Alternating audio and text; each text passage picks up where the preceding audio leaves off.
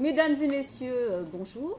Nous sommes ici pour régler un litige entre monsieur Jean Forez, ici présent, qui travaille donc à l'entreprise Trisport, qui a été accusé de nombreux retards injustifiés.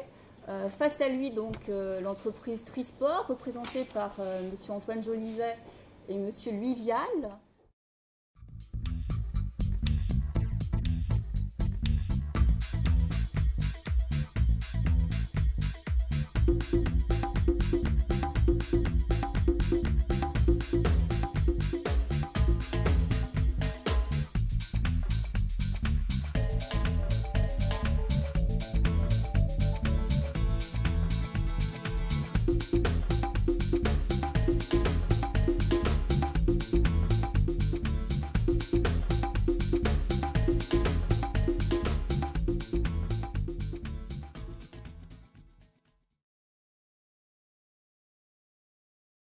J'ai 3 enfants et ma femme aussi travaille et on s'alterne en fait pour les amener à l'école.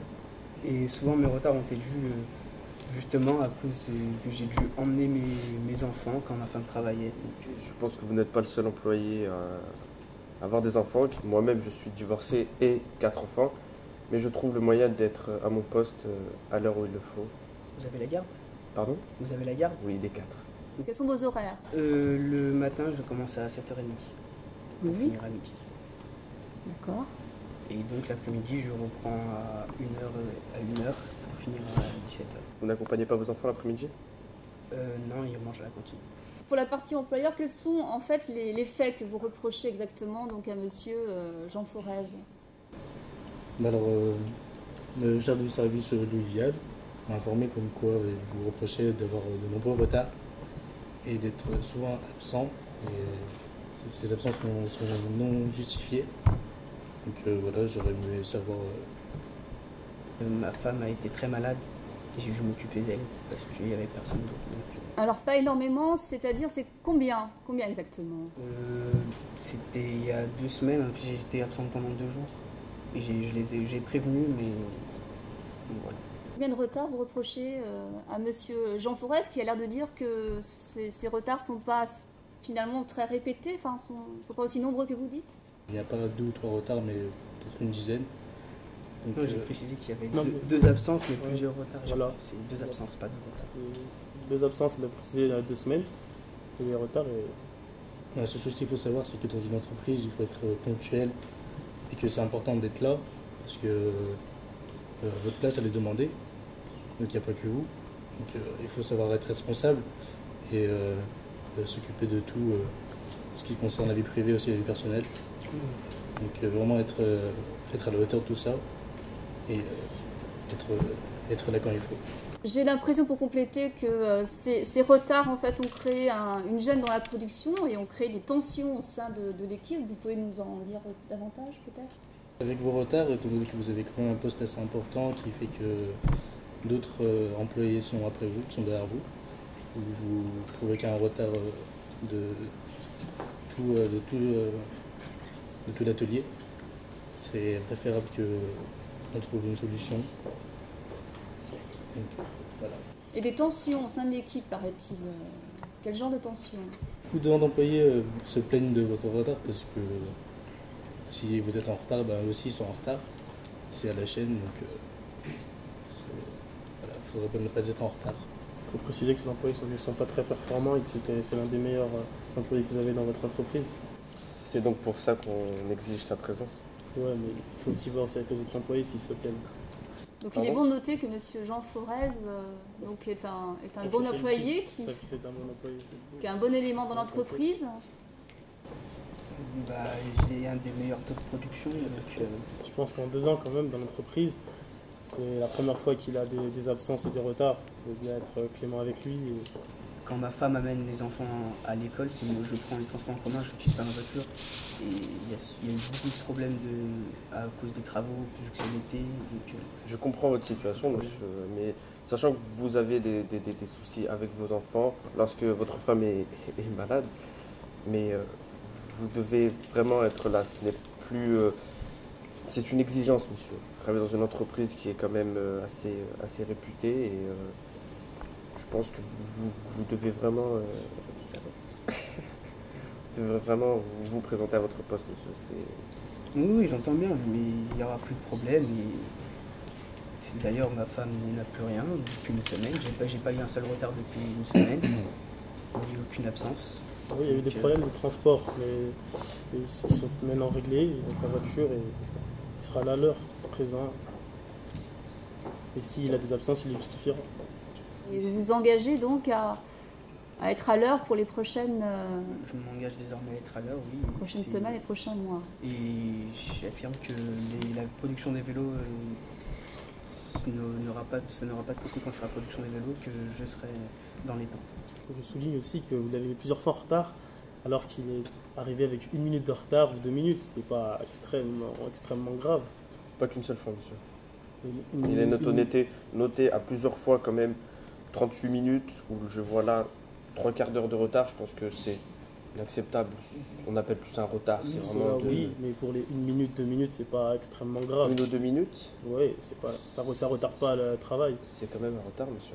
Ça ne retarde pas le travail, est-ce que ça C'est quand même un retard, monsieur. Et je tiens à dire que quand j'ai été en retard de 38 minutes, je suis resté 38 minutes de plus. Donc en fin de compte, j'ai fait le même temps d'horaire. D'accord. Dans l'entreprise, est-ce qu'il y a un contrôle? De quelle manière se fait le contrôle des heures de l'entreprise? Sous forme de feuille hebdomadaire, sous forme de pointage? Oui. Par pointage, en fait. On vous reproche des absences injustifiées. On vous demande pourquoi n'êtes-vous pas allé voir votre chef d'atelier directement, d'être allé voir plus tôt. On m'a pas donné de convocation chez le chef, on m'a amené directement ici, sans me demander d'explications autres. Mais vous devez de donner des explications dès votre retard ou votre absence. Vous ne devez pas attendre qu'on vous convoque pour... Dès qu'il arrive, il pense directement à aller travailler, il ne pense pas directement à aller... Voilà. Il doit quand même aller se justifier. Il ne doit pas les justifier avant le travail. J'ai déjà Vous assez- devez- C'est vous pas la devez priorité vous avant justifier. le travail. J'avais déjà beaucoup de retard, Voilà, donc je me aussi. suis dit je vais directement travailler Travailler, plutôt qu'aller vous voir pour vous pour déranger. justifier un Vous retard. devez sûrement avoir beaucoup de travail vous aussi. C'est donc- pas- Tout à c'est fait, pas- mais c'est mon pas- travail, c'est de vous surveiller, donc je pense que votre justification fait partie de mon travail. En tant que chef de service, je présume que vous avez en charge la gestion du personnel. Ouais. Et Tu travailles avec moi, tu aurais dû me voir. donc, Ah bon ce que je Vous comprends aurez pas, dû c'est voir, qu'il vous n'y a travaillez pas avec eu d'entretien entre vous, justement, pour régler cette situation en amont. J'en ai parlé donc à mon supérieur, M. Jolivet, On m'a rien fait parvenir. qui a donc pris cette décision. Je fais part de ce qui se passe dans l'entreprise à mon supérieur, et c'est à lui de prendre toutes les décisions requises. Étant donné les faits, maintenant que vous m'avez bien expliqué votre situation, je pense qu'on peut vous laisser continuer. Il faudra vraiment tenir vos paroles, et vraiment être présent à la bonne heure et faire votre travail comme il faut. Et ne pas gêner le travail des autres. Étant donné que vous n'êtes pas tout seul, le travail n'est pas fait que pour vous, et c'est une chaîne avec plusieurs employés. Donc il faut que vous soyez vraiment présent et que vous faites bien votre travail. Qui, eux, arrivent à l'heure, je tiens à le préciser. Ce qui est injuste par rapport à votre situation, monsieur. Qui ne travaille pas aussi bien que lui. Mais ils travaillent. Vous vous Travailler sur engagez, votre du performance. coup, prochainement à Oui, je serai à assurer l'heure, donc il y a pas de problème. votre présence en temps et en heure. J'assurerai la production, il n'y aura pas de retard. Très bien, je suis contente qu'on ait pu arriver à une solution amiable. Je remercie l'une et l'autre des parties et C'est à vous. souhaite bonne continuation et longue vie à cette entreprise. Merci beaucoup. Donc, Monsieur Forez a signalé qu'il devait emmener ses enfants à l'école, car il était marié et que donc, quand sa femme travaillait, et qu'il était souvent en retard le matin. Donc, ses absences étaient dues à sa femme qui était malade pendant 2 jours, et aussi qu'il devait prendre les transports en commun quand sa femme emmenait ses enfants au travail avec la voiture. Ta femme, elle est plus malade et tu seras plus en retard. Ça se reproduira plus. Ça veut dire quoi? Si elle retombe malade, ça se reproduira? Eh ben, si ma femme retombe malade, je les préviendrai à l'avance, donc je pourrais changer mes horaires. Je pourrais mettre mes horaires l'après-midi et le soir. Donc ma femme, je pourrais emmener les enfants le matin à l'école, donc aucun problème. Les autres employés, si leur femme elle est malade, ils préviennent l'entreprise, ils changent les horaires. C'est comme ça. On peut toujours s'arranger. Comment ça? Déplacer les horaires, quelqu'un prend un place, s'il est d'accord ou Et si personne n'est d'accord? Les arguments que Monsieur Forez a donnés ne sont pas valables. Il avait qu'à trouver une nourrice. Et puis quand il dit qu'il va prévenir la direction à l'avance quand sa femme est malade, mais c'est-à-dire que si sa femme est malade demain, il va les prévenir quand? Il ne sait pas quand sa femme va tomber malade. Le salarié a eu plusieurs absences et des retards et n'est pas allé voir la direction. C'est ce qu'il doit faire en avance. Donc il ne peut pas se permettre d'aller de venir en retard ou de ne pas venir sans prévenir.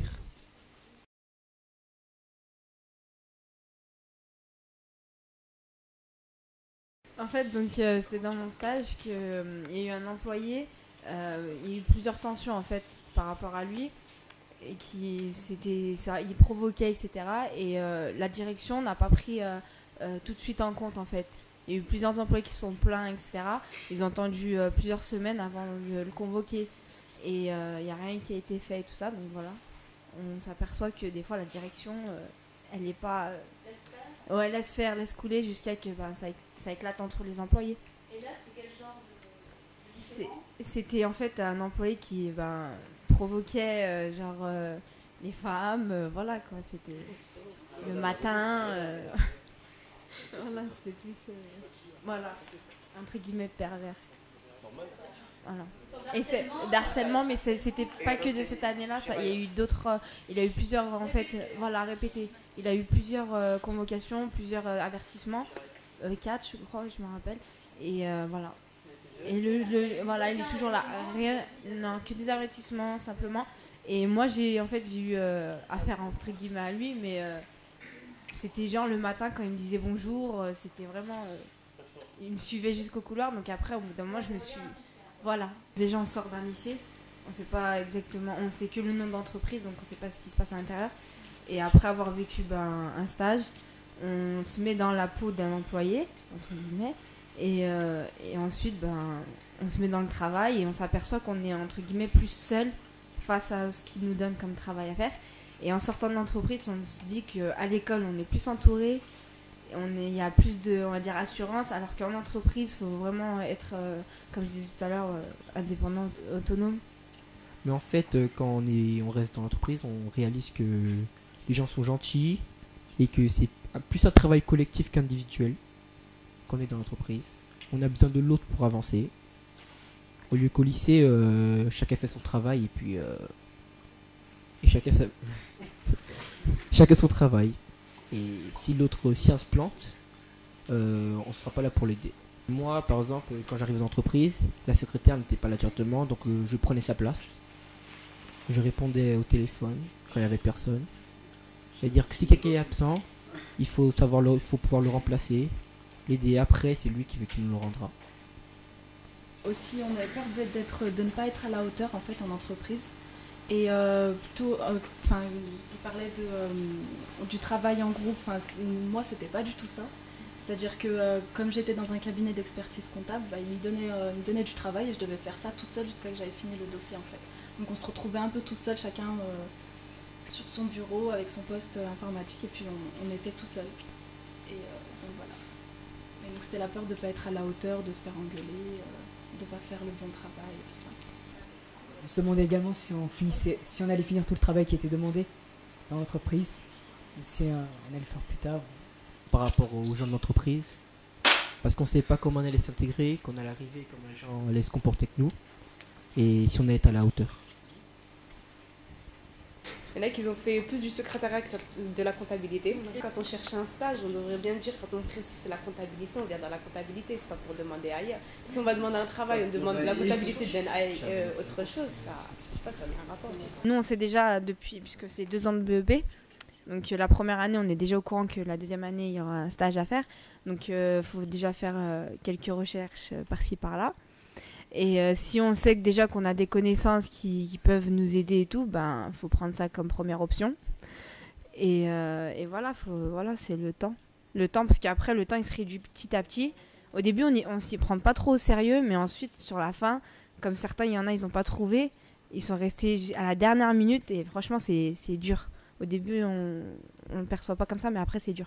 Moi, en fait, je suis allé sur Internet et j'ai pris toutes les entreprises parce que j'habite sur Mézieux, donc il y a le T3 pas loin, et j'ai pris toutes les entreprises de Mézieux.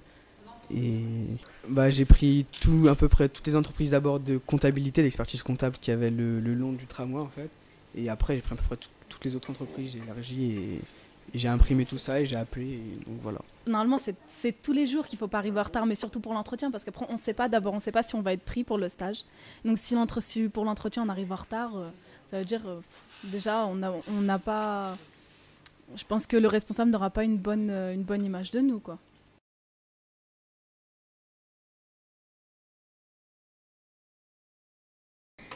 Bonjour.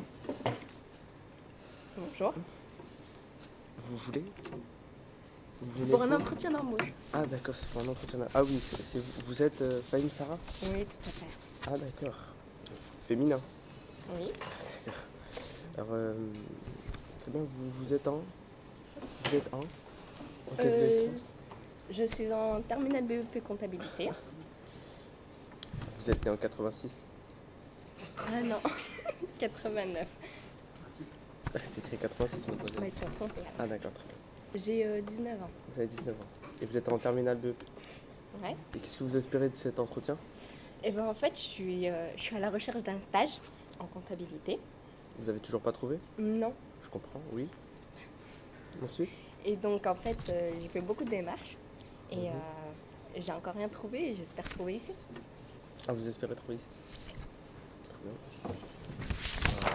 Vous voulez faire quoi exactement dans quel type de tâche dans notre entreprise? La comptabilité, c'est-à-dire traiter des factures, utiliser votre logiciel. Il faut avoir les compétences, mademoiselle. Je les ai. C'est bien. Parlez-moi un peu de vos expériences professionnelles. Comme je vous ai dit, je suis encore à l'école. Je suis à la recherche d'un stage et de compta. Vous avez fait des stages dans vos études, vous avez fait des stages? Ah non. Autres que celui-ci? Oui, en troisième. En troisième? Ça s'est bien passé? Très bien. Très bien. C'était en quoi? C'était dans une crèche. Ça va, vous vous occupez bien des enfants? Oui. C'est vrai? Pas très perturbé? Non, non. Non, eux? Non, du tout. Très bien. Bah écoutez, j'essaierai de vous rappeler. Et puis, Bonjour madame. Bonjour monsieur. C'est vous. Merci. Donc je me présente, je m'appelle Benla Kadilia. Oui. J'ai 18 ans. Et je viens pour un entretien, donc, puisque vous m'avez appelé, pour l'entretien d'un stage en fait. D'accord, vous étiez dans quel établissement avant? J'étais au lycée Magenta à Villeurbanne, en terminale BEP comptabilité. Et vous avez déjà effectué des stages auparavant au collège ou... Oui, en troisième, au collège. D'accord. Quels sont vos centres d'intérêt?